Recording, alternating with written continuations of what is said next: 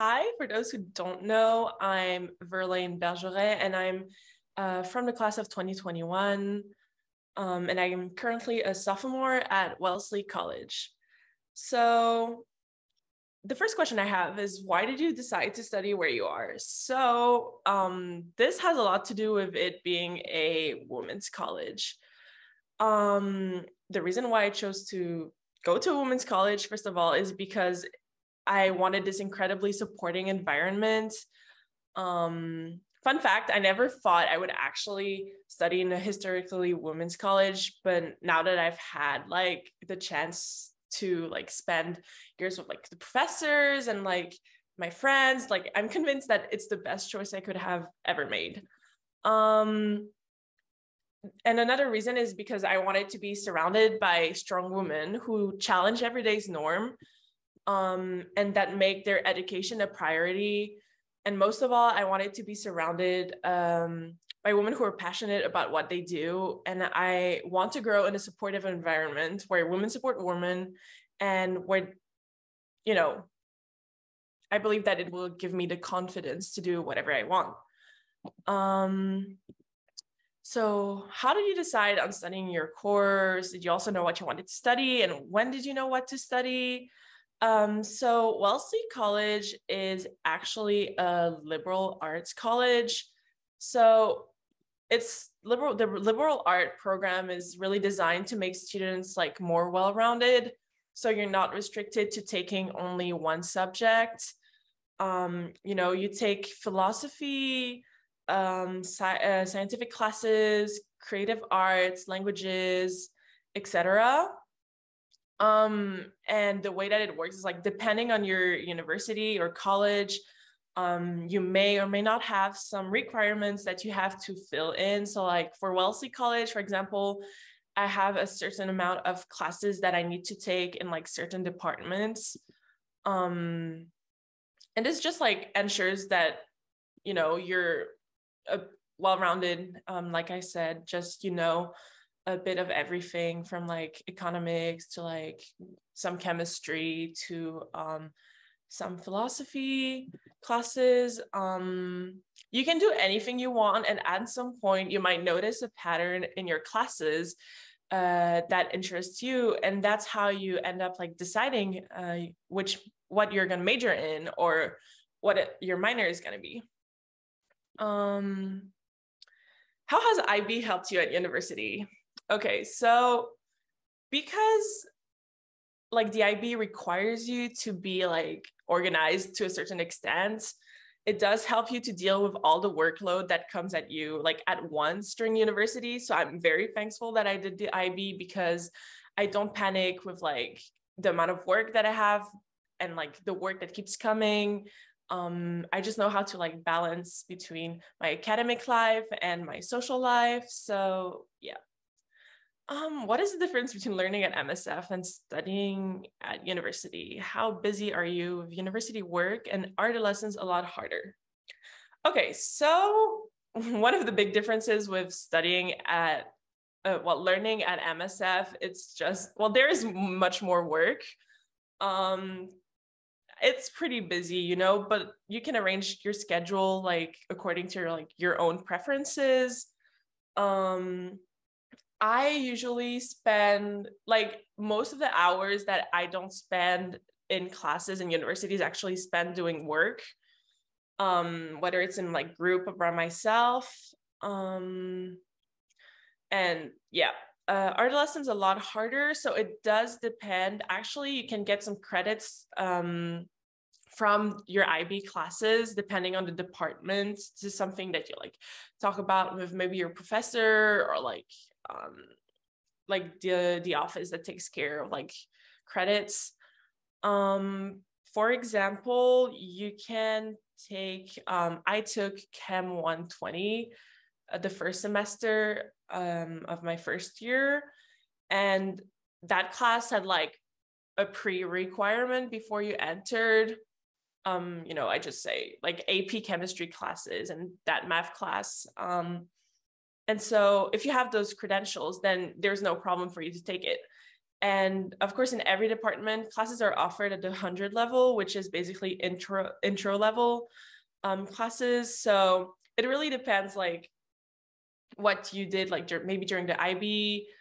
For example, like thanks to taking math higher level AA, I was able to like not start from like the beginning class. I didn't have to take calculus 1 or calculus 2. Like I could like start fast, like I'd say at a higher level. Okay. What is some advice that I can give for the IB? I can't stress how important it is to stay organized and like on top of everything, because you know, you have IAs and EEs due, and you know, by the time that you finish your geography IA, you have your chemistry IA that's due, or your physics IA. Like everything just adds up. So it also comes up to just starting your work early and not leaving it to the last minute. What is some advice I can give for university? Choosing between universities and courses, studying and living by yourself. How did I go about researching and applying for university? And did any challenges or surprises come up while applying to university? Okay, well, for US universities specifically, I actually used the Fisk Guide to Colleges. So it's like a thick book with like descriptions and rankings of the colleges. Basically you can like, it's ranked, you know, academic life, social life, student happiness, you know, like you can see that and like use it to compare different colleges to each other. Actually, fun fact, Wellesley was not on my list originally. So it was kind of like a last minute whim. Yeah, I literally just had like a spreadsheet and I had all my universities, and then I had like copied the rankings and like social life, academic life. Yeah. How did any challenges or surprises come while applying to university? Not really, because I think I just read a lot about like applying to the US and what was required for each university. So like nothing really surprised me except for the fact that I decided to go to a historically all-women's college, because that was not in the plan. Moving on to what is my daily / weekly routine like?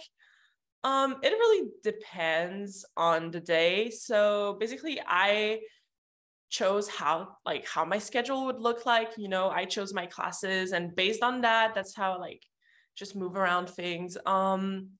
Usually I have class at 8:30. We're starting early. Almost every day. There's maybe 1 or 2 days where I like wake up later because I don't have class until like 9:30.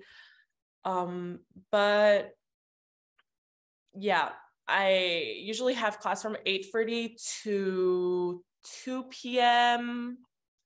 And then like from 2 p.m. onwards until like 8, it's study time in the library or in my room or like with some friends. I do have a day where I end at 5:20, and that's because I have a lab for organic chemistry, and labs do last up to like 4 hours. So this is like one of my longer days. And yeah, like from 8 to like 10 p.m., that's when I do my like club activities. So I'm in the Wellesley taiko drumming club, and that meets like twice a week for 2 hours. And then on top of that, I'm on the executive board. So I do have a meeting once a week. And the 2 days where I'm not doing taiko drumming, I'm playing water polo. So I have a pretty like busy schedule, but it does help me kind of release like the pent up frustrations and stress that I might have from my classes. What is life outside of university and your studies like?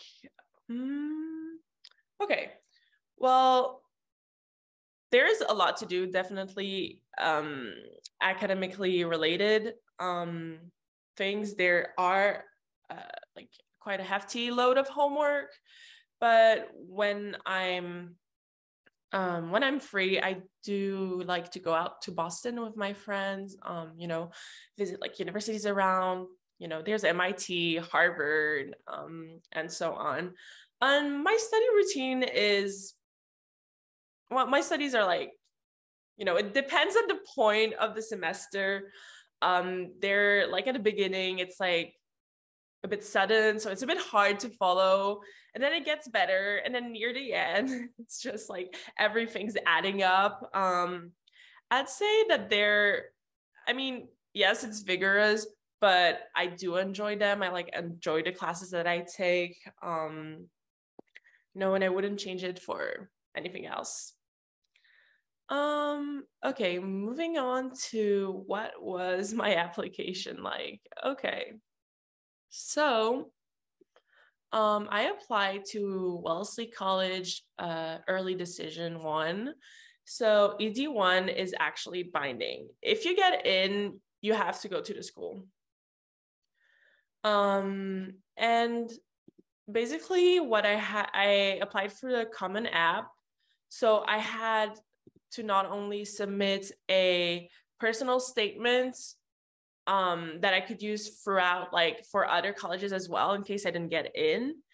And I also had to write some Wellesley specific essays as well. And, like all the formalities that come with like taking your SATs, which I will talk about later, and prepping for your interview. So if I talk about there's one of the questions that asks how I prepared for my SATs. So it does take time, I would say. And it's good to like start early. Like I would say maybe grade 11, like second semester of grade 11 should really be the last time that you take it. Because universities are like grade 12, like fall, like the applications are due. So, some people like to get ready during sophomore year, but I think one can get away with just studying over the summer, between like grade 10 to grade 11. So for the SAT specifically, it's good to practice timing yourself in different sections. So it comes like you have a math section, a calculator section, and a non-calculator section. And then you have a reading section, and you have an optional writing section. I did not take the writing section just because it was not required by a lot of colleges that I was planning to apply to. It's important with the SAT to know that it's like part of your application, but also, or I personally don't think that it makes it or breaks it really. I actually applied to my college without submitting my SAT scores. It's important to note that a lot of colleges, because of the pandemic, are now test optional. So you can choose to submit your ACT or your SAT results. If you think it brings like an extra something to your application. Yes, I forgot to recommended prepared time, preparation techniques, and how they are structured. Okay, so for the SAT, I literally just timed myself into different sections, and I would circle questions that took me more time to solve. And if I hadn't solved them in a certain amount of time, then I would just move on to the next and come back. You try to spend maybe a minute, not more per question, because there is quite a hefty amount to go through. Yeah, it's really up to you if you know where you're lacking. Maybe if you're slower at the reading passages, then maybe spend more time on working on them. It's really up to you and what works better for you. I already mentioned how they were structured, but it's basically you have a math section, calculator, non-calculator, and then you have a reading section and you have an optional writing section. Okay. Then in my application, I had to submit a personal statement, of course. So the key to your personal statement is to find something that is specific to you, that holds a particular meaning to you. It's better because it can be seen for your writing that you're passionate about something, or that like there's this issue that's like directly related to you. I wrote about getting a compassionate award, and I kind of like mind mapped all little actions that I thought made me compassionate. And it's always good to bring up like your personal statement during the interview process. Maybe like explain why you chose to write about a certain topic. And I've heard like there's a lot of different possible topics, as long as it's meaningful to you and that you're able to translate it for your writing. This will make it like a good piece of a good piece of writing.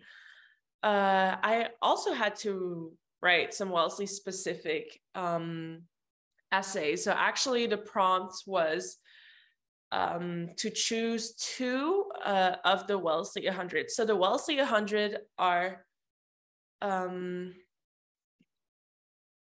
okay. Where was I? Yeah. So Wellesley 100 is basically 100 things that make Wellesley special. So it's listed and there's a little description on the website actually. And you choose two that have the most meaning to you. And the one I chose were realness, diversity, and inclusion, and English in the writing department. So, it's the realness of diversity and inclusion spoke to me because I spent most of my education in an international school. So I talked about how important it was for me for like the community to be diverse and to like meet different kinds of people, and how it was like, a promise of like great conversations and friendships. And then the English writing department was just, like I related it to how I like to write in my own time. And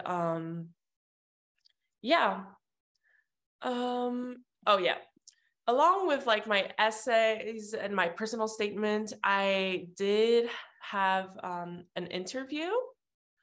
So the way that the interview, I was randomly matched with a Wellesley alum that actually lives in Germany. So it was the same time. I didn't have to worry about time difference. The college, like the admissions office, will take care of that. So usually you don't have to like wake up at ungodly hours or worry about the time difference. I unfortunately had to have mine online because it was still during the pandemic. And also the one that interviewed me was not, they were not like that close to where I was. So online was just much more convenient. Okay, so how to prep for it? I would just say maybe like conduct a bit of research about your university. What I did was, go for their website, look at their alumni network, their achievements. Also, I noted down the university statements, what they want their students to learn. And I kind of just related that to, to myself, and I thought a lot about like why I would see myself at studying at Wellesley College. And I talked a bit about how the first time that I actually saw Wellesley, because I never visited it before, was for the movie Mona Lisa Smiles.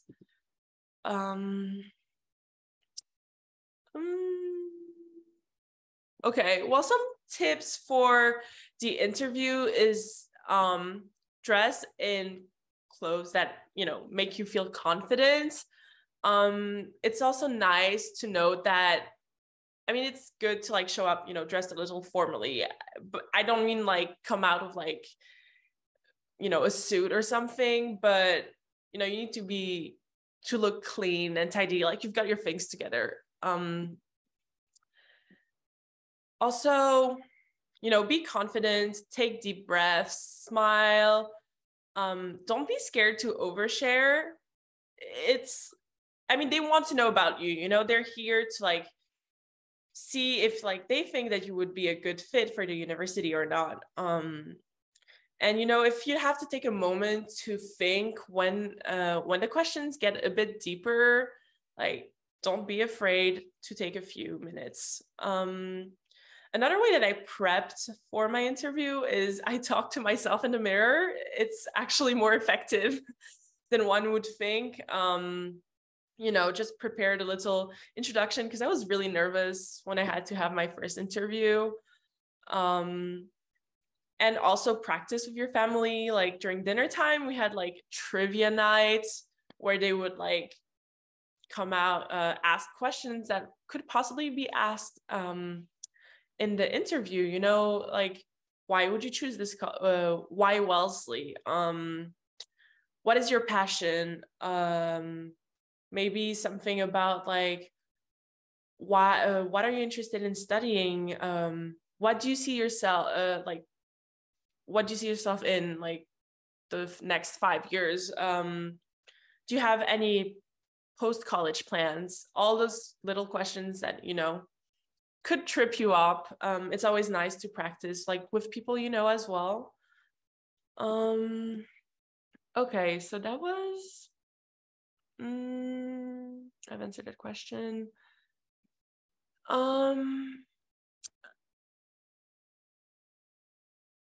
Okay, so there was a question about the university price.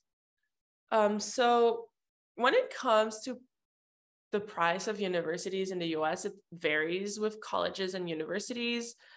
So it's better to look online for the college you're specifically interested in. But I could talk maybe more about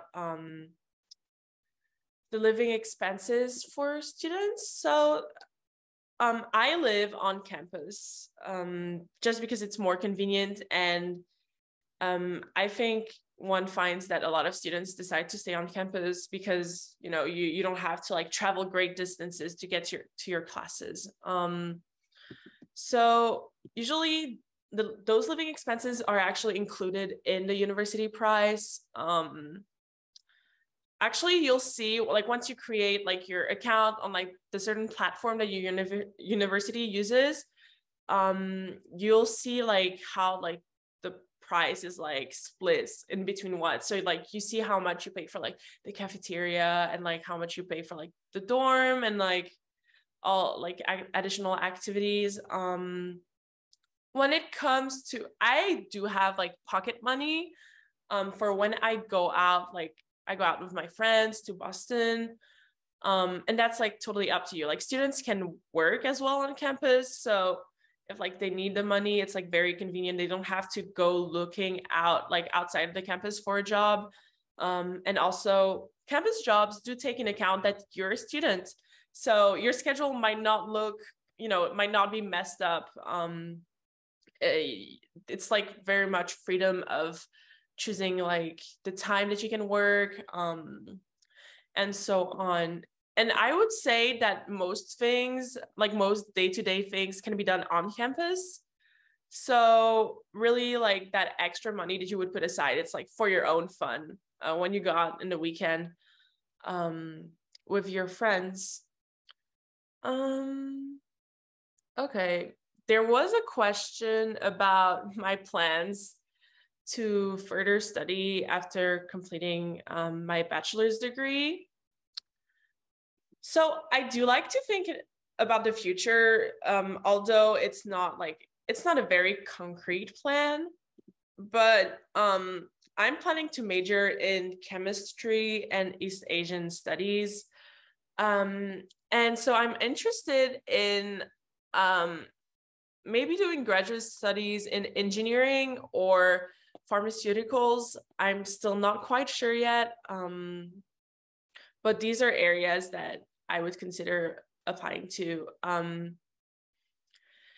So if I have any advice for students who are going to study in the US, just preparation and planning is key. Do your research about your university and where you want to apply to, about like their admission criterias. And communication is key. Communicate with your parents and your advisor about your plan so that everyone is like sure of what's going to happen. And yeah, that is pretty much it.